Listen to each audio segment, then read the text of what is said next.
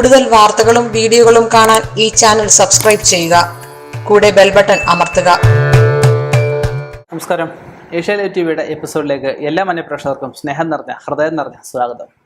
ഇന്ന് നമ്മുടെ comment box എന്നൊരു വിഷയമാണ് നമ്മുടെ ചർച്ചാ വിഷയമായിട്ട് എടുക്കുന്നത്. പാമ്പുകളെ സ്വപ്നം കണ്ടു കഴിഞ്ഞാൽ ഗുണമാണോ ദോഷമാണോ? 7 തരം പാമ്പുകളെ സ്വപ്നം കണ്ടാലുള്ള ഗുണങ്ങളെക്കുറിച്ചും ദോഷങ്ങളെക്കുറിച്ചുമാണ് ഞാനിന്നിവിടെ പ്രതിപാദിക്കുന്നത്. ഇത് പല ഗ്രന്ഥങ്ങളുടെ പല ഉപനിഷത്ത് പുരാണങ്ങളുമൊക്കെ പരിശോധിച്ചതിന് ശേഷമാണ് ഞാൻ ഈ ഫലങ്ങളെ ഇവിടെ പറയുന്നത്. ഇതിൽ പറയുന്ന ദോഷങ്ങൾ എന്തെങ്കിലും ഉള്ളവർ വിഷമിച്ചിരിക്കേണ്ട ആവശ്യമൊന്നുമില്ല. ആ വിഷമതകൾ അല്ലെ ദോഷങ്ങൾ നീക്കി മുന്നോട്ട് പോയി കഴിഞ്ഞ് കഴിഞ്ഞാൽ നമുക്ക് ഉദ്ദേശിക്കുന്ന കാര്യങ്ങൾ നേടിയെടുക്കാവുന്നുള്ളതേ ഉള്ളൂ. വിഷമിക്കേണ്ട കാര്യമില്ല. നമുക്ക് ആ ഫലങ്ങളിലേക്ക് കിടക്കാം. ചെറിയ ചുവന്ന പാമ്പ്.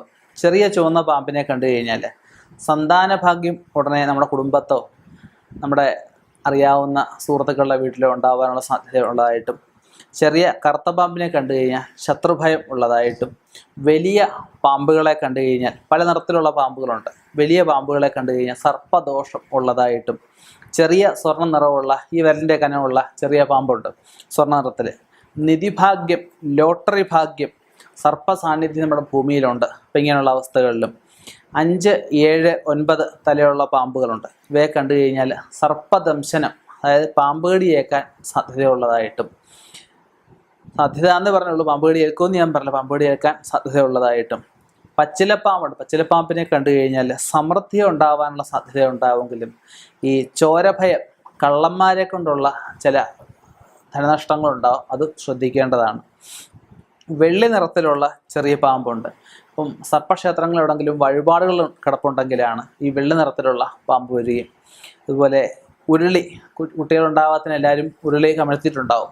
കുട്ടികളായതിനു ശേഷം പോയി ഉരുളി നിവർത്താതിരുന്നാലും ഈ പറഞ്ഞ വെള്ളി നിറത്തിലുള്ള പാമ്പിനെ കാണാനുള്ള സാധ്യതയുണ്ട്. വെള്ളി നിറത്തിലുള്ള ചെറിയ പാമ്പും വലിയ പാമ്പും ഏതായിക്കോട്ടെ, അതെല്ലാം ഒരേ ഫലങ്ങളായിട്ടാണ് പറയപ്പെടുന്നത്. പിന്നെ ഓരോ വീടുകളിൽ ഓരോ പാമ്പുകൾ വന്നു കയറാറുണ്ട്. ഇപ്പം ചില പാമ്പുകളും വീട്ടിൽ വന്നു കഴിഞ്ഞാൽ ഇരിക്കുകയില്ലെന്നാണ് പറയുന്നത്. എന്തായാലും ഇതൊക്കെ ഇഴഞ്ഞു കിടക്കുന്ന അവസ്ഥകളാണ്. മണ്ണര തൊട്ട് അനന്തം വരെ ഉള്ളതെല്ലാം സർപ്പമെന്നാണ് പറയുന്നത്. അപ്പം കഴിവതും ഇതിനെ തല്ലിക്കൊല്ലാതെ ഉപദ്രവിക്കാതെ ഇരിക്കുക. ഇത് നമുക്ക് പറ്റുമെങ്കിൽ എടുത്ത് പുറത്തെങ്ങാനും കളയുക. തീരെ നമുക്ക് പറ്റാത്ത അവസ്ഥയിൽ മാത്രമേ ഇത് എന്തെങ്കിലും ഇതിനെ ഉപദ്രവിക്കാവൂ. പാമ്പ് മനുഷ്യരെപ്പോലല്ല, മനുഷ്യരെ തിരിച്ച് ഉപദ്രവിക്കുന്ന ആൾക്കാരാണ്. പക്ഷേ സർപ്പങ്ങൾ എന്ന് വെച്ചാൽ സത്യമുള്ള ജീവികളാണ്. നമ്മുടെ ഭൂമിയിലുള്ള അല്ലെ ഈ അന്തരീക്ഷത്തിലുള്ള വായു മറ്റു മലിനീകരണങ്ങളെ ഒഴിവാക്കാൻ സർപ്പങ്ങൾക്ക് വളരെ കഴിവുണ്ടെന്ന് സയൻറ്റിഫിക്കലായിട്ട് കണ്ടുപിടിച്ചിട്ടുണ്ട്.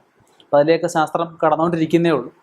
എന്നിരിക്കലും സർപ്പങ്ങളെ കഴിവതും ഉപദ്രവിക്കാതിരിക്കുക. അതിനെ തോണ്ടി പുറത്ത് കളയുമോ തീരെ നമുക്ക് പറ്റുന്നില്ല. നമ്മളെ ഉപദ്രവിക്കുന്ന അവസ്ഥയെ മാത്രമേ എന്നെ ഉപദ്രവിക്കാൻ പാടുള്ളൂ.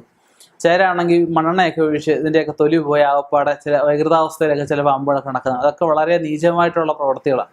സർപ്പ വിഷയങ്ങൾ വന്നു കഴിഞ്ഞാൽ സർപ്പം ഈശ്വരന് ആ അവസ്ഥ തന്നെയാണ്. വൈഷ്ണവപരമായിട്ടും അതുപോലെ ശൈവപരമായിട്ടും സർപ്പദൈവങ്ങളെ പൂജിക്കാറുണ്ട്. സർപ്പദോഷം എന്ന് പറഞ്ഞാൽ വലിയൊരു ദോഷം തന്നെ. ആവശ്യമില്ലാതെ സർപ്പദോഷം വരുത്തി വെക്കാതിരിക്കുക. ഇനിയും ഇതുപോലെയുള്ള വ്യത്യസ്തമായ വിഷയങ്ങളുമായി കണ്ടുമുട്ടാം എന്ന ശുഭപ്രതീക്ഷയിൽ നിർത്തുന്നു. നന്ദി, നമസ്കാരം.